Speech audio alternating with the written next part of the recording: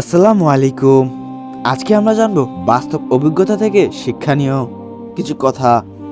একবার একজন শায়েখ এর লেকচারে শুনেছিলাম যে জীবনে আপনি কিছু কিছু ঘটনা পাবেন যার মাধ্যমে আপনি বাস্তবতা অভিজ্ঞতা থেকে এমন কিছু জিনিস শিখতে পারবেন যা হাজার বই পড়েও কিংবা লেকচার শুনেও শিখতে পারবেন না।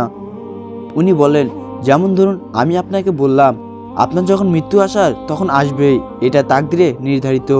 আপনি শুনলেন, হয়তো কিছুটা বুঝলেন, কিন্তু এখন যদি আমি আপনাদের একটা ঘটনা বলি, ওই একটা ঘটনাই যথেষ্ট তার জন্য তাকে বুঝিয়ে দেওয়ার জন্য যে মৃত ব্যক্তি কিভাবে তাকদিরে নির্ধারিত হতে পারে। তো চলুন শুরু করা যাক। দুই ভাই যুদ্ধের ক্ষেত্রে ছিল। বোমা এসে পড়লো ঠিক দুইজনের মাঝখানে। এরপর এক ভাই মারা গেল আর অপর ভাই অক্ষত রইল। এটাই হচ্ছে তাকদীর। আজকেও একটা ঘটনা থেকে বুঝেছিলাম কিছুটা তাওফিক কি জিনিস। গ্রামের রাস্তায় হেঁটে হাইওয়ের দিকে উঠেছিলাম। বাড়ির বাইরের দিকে একটি উঠানের দিকে পার হচ্ছি। হঠাৎ দেখি একটা মা মুরগি তার পাখা ছাড়িয়ে বাচ্চাদের নিয়ে দৌড়াদৌড়ি করছে। খুব স্বাভাবিক দৃশ্য, করতেই পারে। হঠাৎ করে তাকিয়ে দেখি একটা মাটির চুলার দিকে কি যেন হয়েছে। উকি দিয়ে তাকিয়ে দেখলাম ভিতরে দুইটা ছোট্ট ছোট্ট মুরগির বাচ্চা পড়ে গেছে। চুলার মুখটা ছিল ঢালু, উঠতে পারছে না। আর চুলা অনেক আগে নিভিয়ে দেওয়া হলো, ভিতরে আঁচ রয়ে গেছে।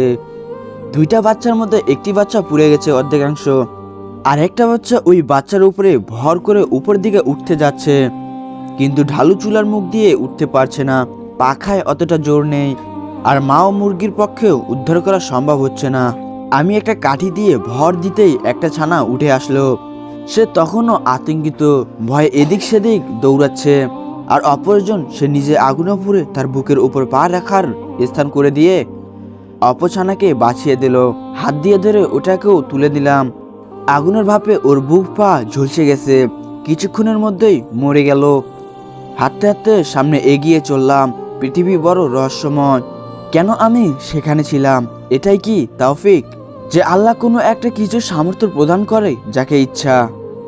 আসলে মানুষ হিসেবে আমাদের নিজেদের দিকে কোনো কিছুই অপহৃত করা উচিত নয়। সবকিছুই আল্লাহর অনুগ্রহে হয়ে থাকে। এটাই অনুগ্রহটা, অর্থাৎ আল্লাহর কাছে ভালো কাজ করার সুযোগ চাওয়া এবং পাওয়াটাই হচ্ছে তৌফিক। হে আল্লাহ, তুমি আমাদের তোমার প্রতি কৃতজ্ঞ হওয়ার তৌফিক দান করুন, আমিন। তো বন্ধুরা, আমরা এই ভিডিওটি থেকে কি শিখতে পারলাম? তো বন্ধুরা, আজকের ভিডিও এটুকুই ছিল। তো দেখা হবে নেক্সট কোনো ভিডিও নিয়ে। খোদা হাফেজ।